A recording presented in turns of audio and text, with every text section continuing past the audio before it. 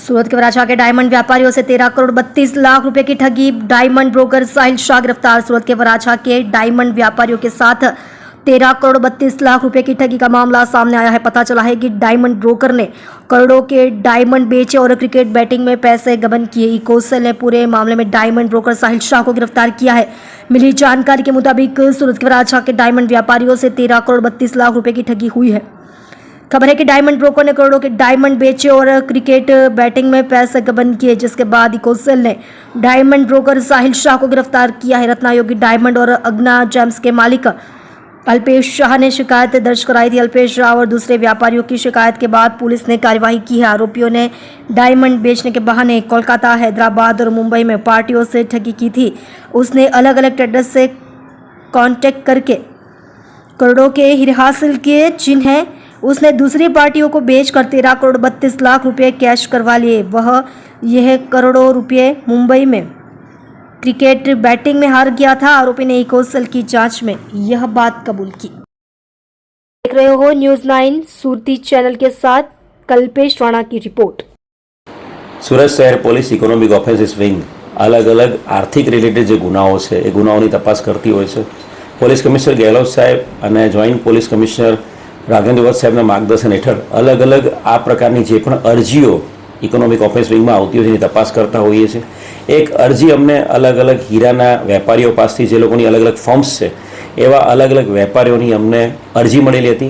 જે અરજી અનુસંધાને સાહિલ શાહ નામનો એક વ્યક્તિ જે હીરાના દલાલ તરીકે કામ કરે છે એ વ્યક્તિ આ અલગ અલગ હીરાના વેપારીઓને મળ્યો હતો અને આ હીરાના વેપારીઓને ગુજરાત રાજ્યની બહાર અલગ અલગ સ્ટેટ્સમાં ખાસ કરીને કલકત્તા, હૈદરાબાદ, મુંબઈ આ બધા જે શહેરો છે આ બધા શહેરોમાં હીરાની ખૂબ મોટી જરૂરિયાત છે અને આ હીરાનું જો તમે વેચાણ કરશો તો આ હીરાના વેચાણમાં તમને ખૂબ મોટો ફાયદો થશે એવો વિશ્વાસ આ વેપારીઓને અપાયો હતો અને વિશ્વાસના આધારે ટોટલ 13 કરોડ 32 લાખ રૂપિયાના અલગ અલગ હીરાઓ એણે આ વેપારીઓ પાસેથી લીધા હતા સાહિલ શાહે અને ત્યારબાદ આ હીરા છે એણે આગળ કલકત્તા, હૈદરાબાદ, મુંબઈ કોઈ પણ વેપારીને કંઈ આપ્યા નહીં અને બારોબાર એ પોતાના અંગત ફાયદા માટે આ હીરા એમની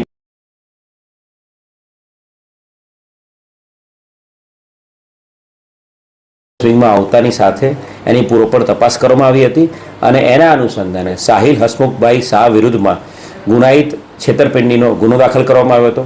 સાહિલ હસમુખભાઈ શાહ ઘણા સમયથી પોતાની ધરપકડના ટાળવા સારું છેલ્લા 2 મહિનાથી નાસ્તો ફરતો હતો અને હવે ધરપકડ કરવામાં આવી છે। ગુનાના કામે એને અરેસ્ટ કર્યા બાદ હવે એના રિમાન્ડ લેવાની આગળ કાર્યવાહી ચાલુ છે। પ્રાથમિક જે પૂછપરછ કરી છે એ પ્રમાણે એની જે બેંકના અકાઉન્ટ્સ છે એના ફેમિલીના બેંક અકાઉન્ટ્સ એ તમામની ડિટેલ્સ ચેક કરવામાં આવી રહી છે અને પ્રાથમિક પૂછપરછમાં એ ક્રિકેટના સટ્ટામાં આ પૈસા હારી ગયો છે એવી ઇન્ફોર્મેશન આપી રહ્યો છે, પણ વધુ રિમાન્ડ લઈને એ બાબતે ડિટેલમાં તપાસ હાલ ચાલુ છે। કેટલા વેપારીઓ પાસે આ હીરા લીધા હતા, કેટલા કેરેટના હીરાઓ લીધા? કુલ મળીને 3 જેટલા વેપારીઓ છે એ લોકો પાસેથી અલગ અલગ એક વેપારી પાસેથી 1298 કેરેટના હીરાઓ, એક વેપારી પાસે 177.86 કેરેટના હીરા અને એક વેપારી પાસેથી 1210 કેરેટના હીરા, એમ કુલ મળીને 6,50,000, 95,74,000 અને 5,86,000 એમ ટોટલ 13 કરોડ 32 લાખના અલગ અલગ હીરા એણે આ વેપારીઓ પાસેથી લીધા હતા।